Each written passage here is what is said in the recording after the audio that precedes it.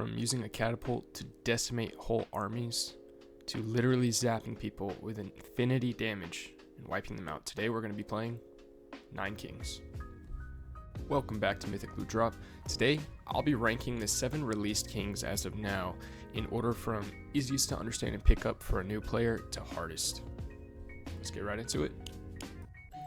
The first person you learn to play and the easiest to understand is King of Nothing. I put his pros as balanced, simple, and versatile. So I say he's balanced because he has a wider range of units to place, buildings to place, and utility cards. And he's simple because he literally uses just a catapult to do AoE damage to the other army. And I like to think he's versatile because as you're playing the game, you fight different armies, and then you can pick up cards from different kings, even if they're not your set king as King of Nothing. So he can use all of his units and his buildings and stat increases and utility cards with any army pretty much, so it can mean any synergy, any combination of kings you want to use. And what you're watching is, I have mostly King of Nothing cards placed. That's what makes up most of my army, but I also have a Spire in the back right corner doing that laser, which is healing my units. That comes from the King of Spells, making him versatile. And next up, we have the cons. So for me, honestly, the only con I can think of is that King of Nothing is just flat out boring. He just shoots a catapult, he does AoE damage, he's very reliable, his troops are good, his buildings are good, he is a good king. You can win any difficulty with any of the kings. He is very solid. I just prefer many of the other kings over King of Nothing. After King of Nothing, the king I've put in second place as easiest to understand and pick up is definitely the King of Nature. And for the King of Nature, the first pro that I'd have to give it is definitely growth. And by growth, I mean King of Nature has a lot of cards that procreate and clone, so I can level up a lot of my cards, which add population as well. The procreate card gives flat out 9 units, so I can grow a massive army. And to go with that, it's not just the cards. The royal decrees that you can choose from, as shown here, one of the populate ones is whenever you add a unit to any plot, add 1 extra unit. So every time I do a procreate card, every time I level them up and get another population, I get an extra unit, which just helps me grow exponentially larger.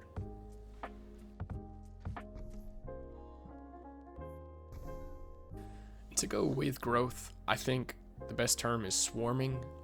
With how large you can get armies, you can just swarm your enemy. This exact fight, King of Blood has a very similar strategy, and swarming is just a good way to instantly annihilate another army.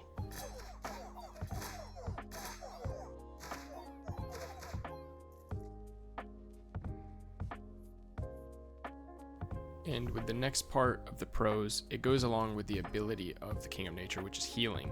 The green circles that I'm able to place down per level do a certain amount of health to all my units and damage the enemy, which can really stack. As you can see, he's doing most of my damage, and it's a healing ability.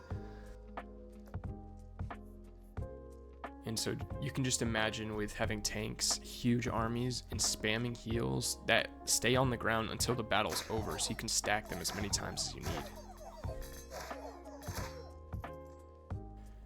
As for the con for King of Nature, I think it's mainly just a lack of OP units. And what I mean by that is the cards by themselves are not OP.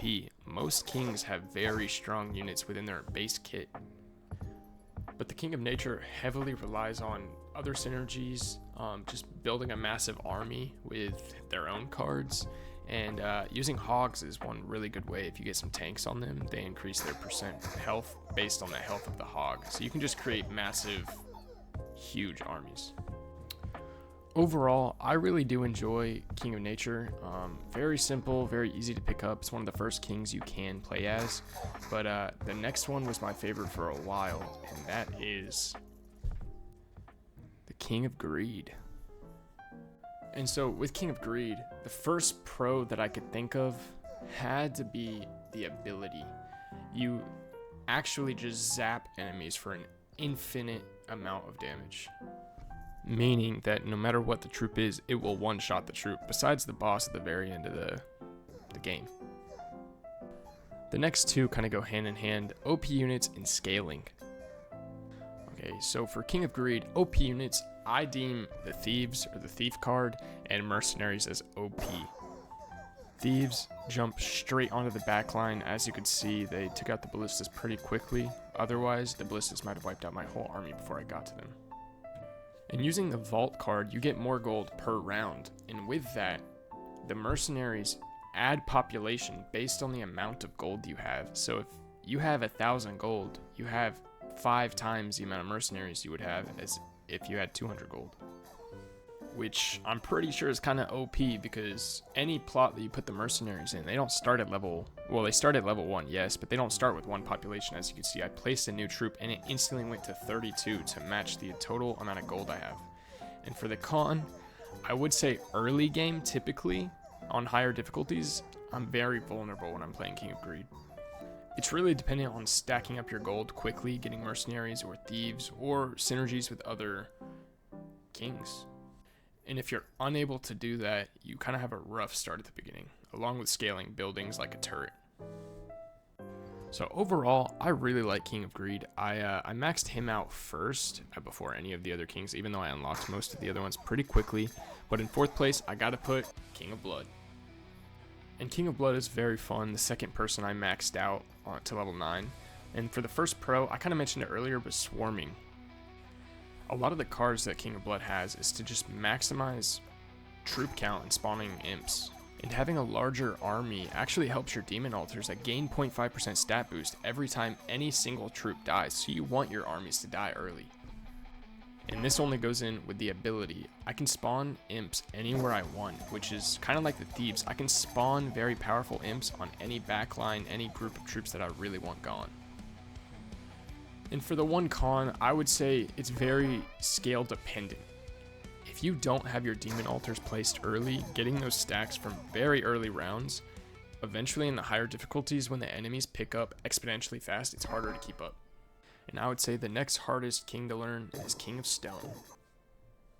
And with the title of King of Stone, you can kind of guess the first pro is definitely defense. His ability allows him to place towers that shoot enemies. He has a lot of building cards or tower cards that do damage to multiple troops. And one of his cards adds walls to the base, so it gives his turrets even longer to kill enemies. And the next pro would be the utility cards. This is one of my favorite cards in the game, Earthworks. You pick up an item to unlock the 2 adjacent, and you get to replace it if you wanted to. And so with all of his buildings adding stat boost, attacking enemies, synergies is his next pro. You can pretty much use any card from any king and it'll work well with King of Stone. Once you get walls up, it's really just about keeping them up and destroying the army before they can destroy you.